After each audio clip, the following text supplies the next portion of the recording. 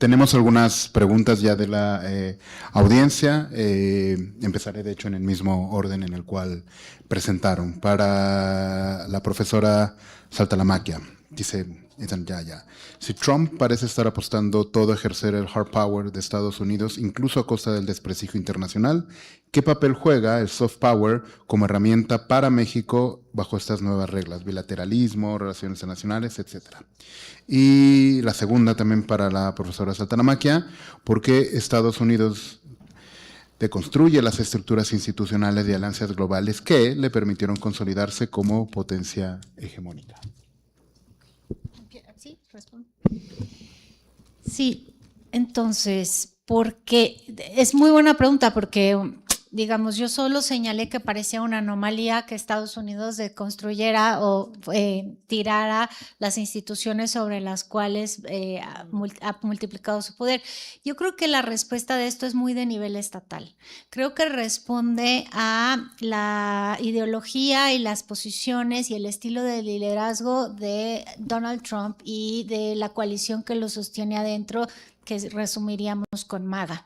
Entonces, esta es una coalición que llega al poder, digamos, con un discurso de desafiar las premisas anteriores sobre las cuales se había generado el orden global liberal. Quiero decir, un discurso que dice la globalización en realidad ha hecho perder trabajos a los estadounidenses, sobre todo a los blancos del Midwest, etcétera. Entonces, estas élites globales no están pensando en los sectores populares, no están pensando en la pésima distribución del ingreso que genera el capitalismo global irredento y la no protección comercial de ciertos sectores. Es una también coalición que llegó al poder echándole la culpa justamente a las instituciones internacionales asociadas con el Fondo Monetario Internacional, el Banco Mundial, la Organización Mundial de Comercio, de todos los males que se estaban generando adentro de Estados Unidos en contra de las clases medias y de las clases más desposeídas, sobre todo de los blancos. Entonces, pues creo que la respuesta es, si tú te empoderas y ganas elecciones con ese discurso, pues la política exterior es consecuente con eso. Y entonces vemos a un Trump que hace una política exterior muy basada en destruir el sistema global, porque se lo encuentra como el espantapájaros, que es el culpable de todo lo que está sucediendo hacia adentro de Estados Unidos. Entonces yo creo que esa sería la respuesta, una respuesta muy de orden nivel estatal, ¿no? Y no los incentivos sistémicos. Y las del soft power. Qué interesante que salga a colación el soft power en una época donde la política de poder desnuda ha vuelto, ¿no? Como que uno piensa en soft power en la época de Joseph Nye y la hegemonía liberal, y entonces las ideas importan y las normas son también muy valiosas, y el sentido común que forjamos es un sentido común donde el derecho es importante. Entonces, bueno, si el soft power era aquello de lograr que otros quieran lo que uno quiere, persuadir al de enfrente de que siga el camino que uno pretende, porque uno es un ejemplo a seguir, porque tiene capacidad de persuasión debido a su éxito económico, político, cultural, lo que sea. Eso es lo que Joseph Nye, ¿no?, puso sobre la mesa. Pues me parece que en este ambiente internacional hoy en día es como que eso está totalmente relegado, ¿no?, de las estrategias.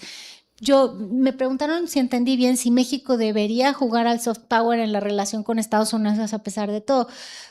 Pienso que sí, por lo que ya se dijo en la mesa anterior. Estados Unidos son muchos actores y muchas poblaciones, y por lo tanto, incluso si la persuasión de nuestra capacidad, no sé, de nuestra riqueza cultural, de nuestra historia milenaria y de las cosas que sabemos hacer bien, no persuaden a la Casa Blanca, quizás sí sea importante seguir tratando de persuadir a otros actores y a otros públicos dentro del propio Estados Unidos. Y sobre todo, combatir las redes sociales y los influencers que hablan mal de México, como este señor que hizo un libro diciendo que los consulados de México en Estados Unidos son una política de intervención estratégica que tenemos, ¿no?, en la política interna de Estados Unidos. Esas cosas hay que contrarrestarlas y forma parte de hacer una diplomacia pública. Muchísimas gracias. Ahora para la profesora Nuti Cárdenas. ¿Cómo funciona la coordinación, regulación de políticas migratorias en Estados Unidos con la prisión preventiva en México? ¿Es una herramienta de seguridad o es un mecanismo de criminalización de migrantes?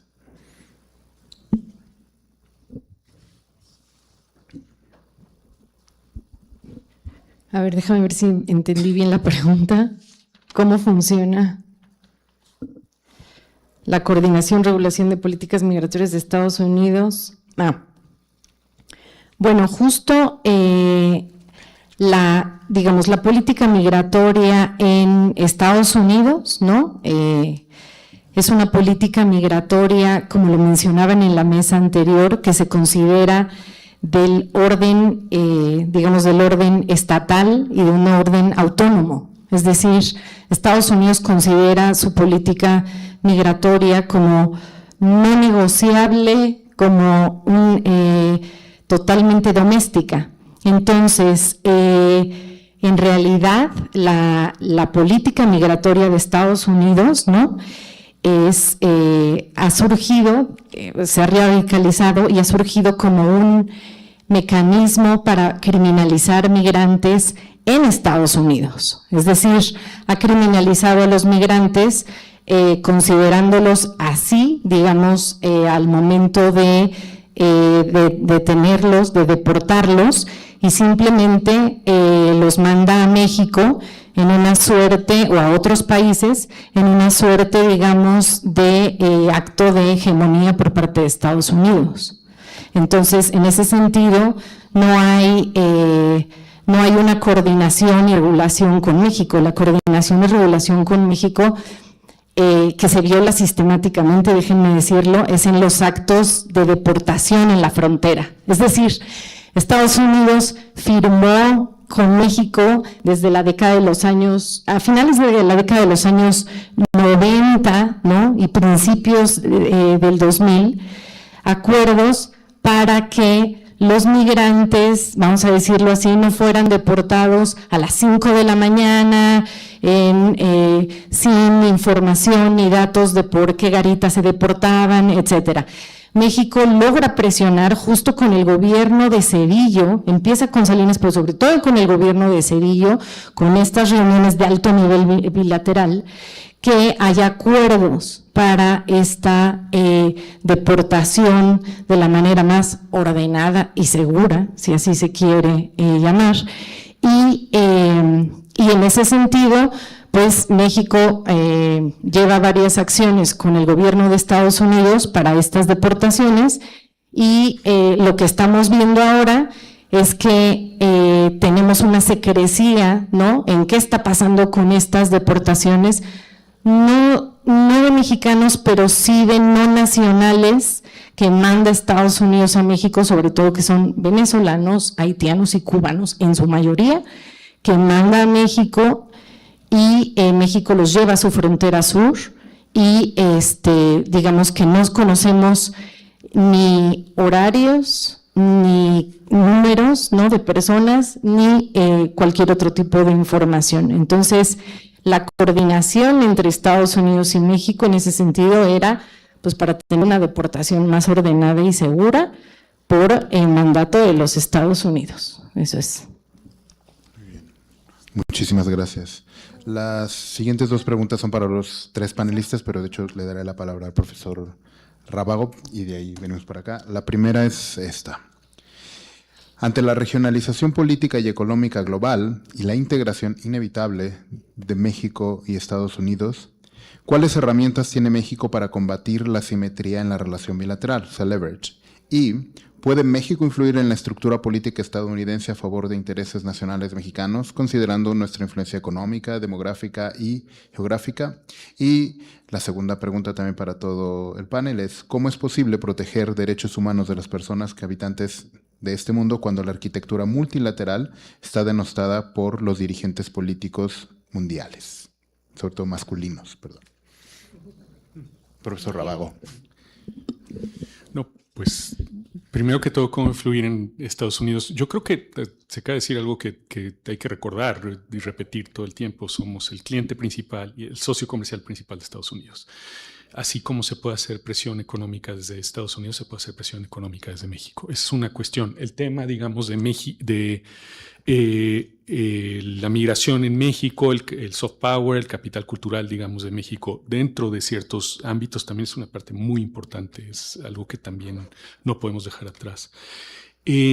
Creo que volvemos a algo que nos convoca, digamos, nos convoca la CECITI, también el desarrollo de capacidades, digamos, y de entendimiento en todas las áreas. Se ha hablado, y eso creo que va más hacia la segunda pregunta, se ha hablado mucho de diversificación. Yo creo que desde el Telecán, desde el 94 estamos con la diversificación. Vamos a ser muy sinceros en muchas cosas. En unas áreas es muy difícil. El gas natural, por ejemplo, vamos a traer gas natural a qué puerto, cómo lo vamos a transportar cuando tenemos un oleoducto con Texas, ¿no? Toda nuestra infraestructura está en carreteras, digamos, enfocadas a una distribución hacia el norte del país. Nuestra planta productiva está eminentemente en el norte del país. Vamos a ser sinceros de eso. O sea, eso no es una condena, pero también es una realidad. Y lo que se necesita para abrir otros mercados y para buscar otros mercados es un esfuerzo bastante complejo. Yo creo que eso, lo de América Latina es un lugar clave. Natalia decía la relación de Perú, pero también está la relación de Ecuador ahí. Son mercados pequeños, no tan dominantes como México, como Estados Unidos, perdón, pero ayudan muchísimo a la diversificación.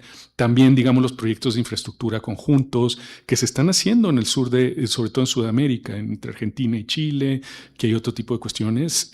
Nosotros tenemos que pensar también más hacia nuestra entrada de productos a Centroamérica.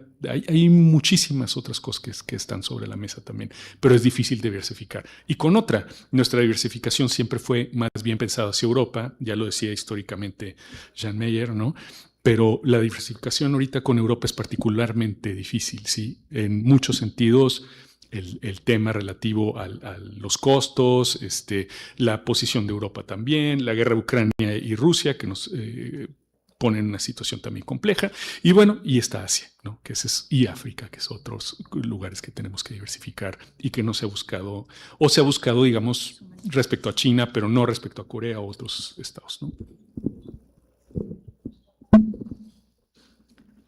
Bueno, había una pregunta sobre derechos humanos, ¿no?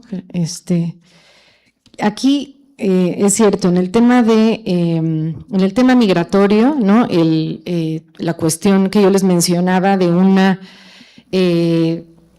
apuesta o propuesta por parte ahora del gobierno federal de tener una política migratoria más con una visión de derechos humanos. Muchas veces se piensa como algo muy, digamos, como algo muy etéreo, ¿no? O como algo muy como imposible de alcanzar, pero hay acciones muy concretas que se pueden hacer. Es cierto que estamos cuesta arriba, sobre todo por lo que les mencionaba de un deterioro de la relación con las organizaciones de la sociedad civil, que sí, en el tema migratorio por lo menos siempre son como esos actores de facto que dan atención a los migrantes. Entonces, en ese sentido, sí hay muchos, digamos, esfuerzos que se pueden hacer a nivel nacional para tratar de defender derechos humanos en lo más concreto, que es el acceso a la salud, a documentos de identidad, a una cuenta bancaria, a vivienda, etcétera.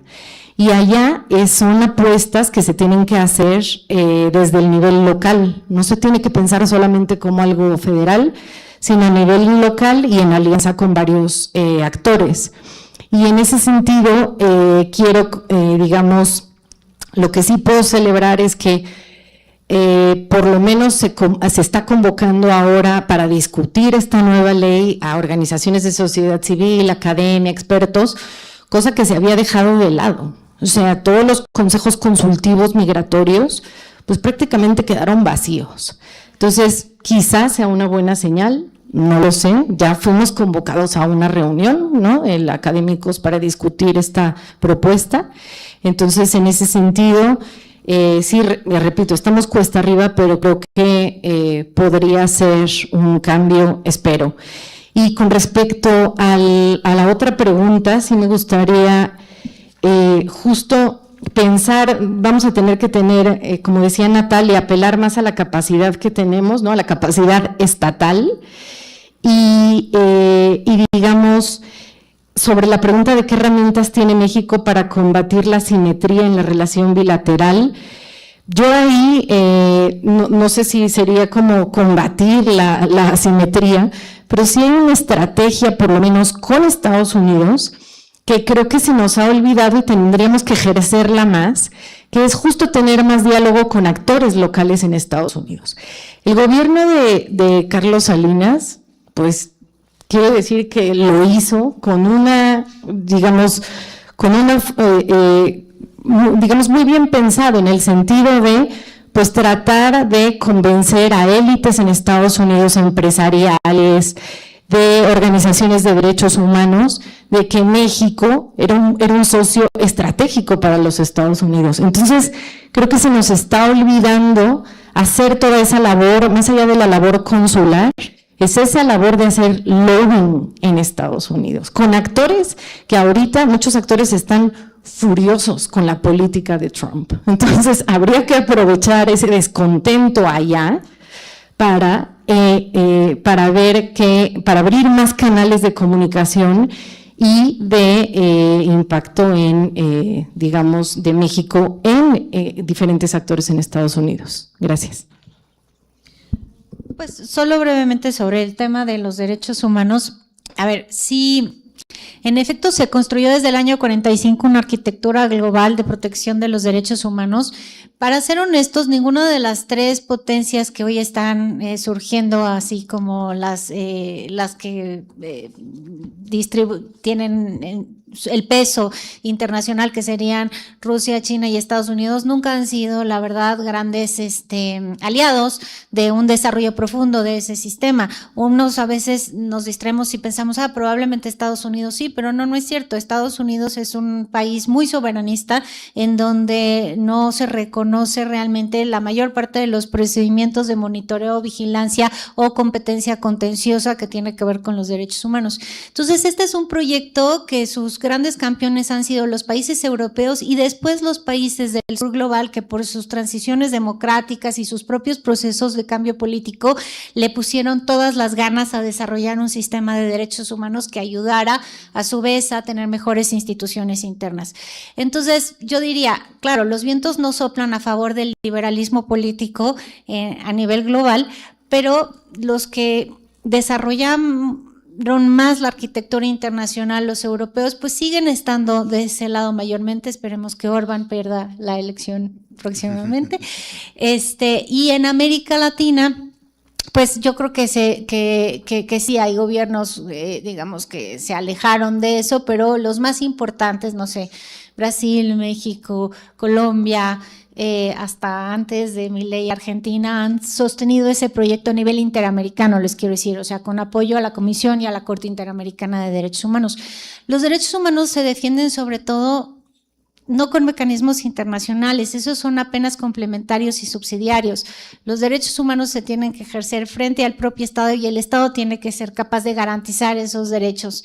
Entonces, pues, ¿cómo podemos defenderlos en el mundo? Pues, la verdad, fortaleciendo otra vez, lo vuelvo a decir, instituciones nacionales. Estas son las verdaderas instituciones que pueden hacer la diferencia.